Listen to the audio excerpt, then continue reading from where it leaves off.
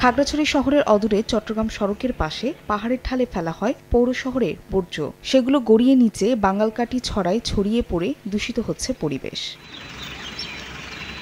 দীর্ঘ প্রায় ২০ বছর ধরে এমন পরিস্থিতিতে দুর্ভোগে বাঙ্গালকাটি ছড়ার দুই পাশের গ্রামবাসী। অন্য উপায় না থাকায় ছড়ার পানি দিয়ে কাপড় ধোয়া থেকে শুরু করে গোসল করতে হয় তাদের। এতে কলেরা, ডায়রিয়া সহ বিভিন্ন পানিবাহিত রোগে আক্রান্ত হচ্ছেন বাসিন্দারা। পৌরসভার মহিলাগুলো এখানে সবগুলো আছে, অপরিষ্কার হয়, গোসল করতে একটু অসুবিধা হয়। গোসল টোসল করলে অনেক চর্মরোগ হয়। আমাদের তো কুয়ো বানিয়ে কুয়োর জল খেতে হয়।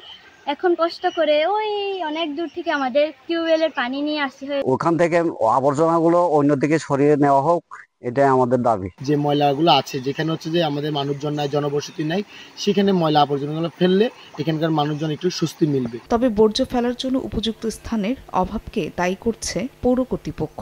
এতে আমরা আন্তরিকভাবে চাইছি যে এটার একটি সুষ্ঠু ব্যবস্থাপনা করতে, কিন্তু আমরা বারবার ব্যর্থ হচ্ছি একটি উপযুক্ত স্থানের অভাবে। খাগড়াছড়ি পৌর এলাকার বাঙ্গালকাটি গ্রামে ৫,০০০ লোকের বসবাস। সময় সংবাদ, খাগড়াছড়ি।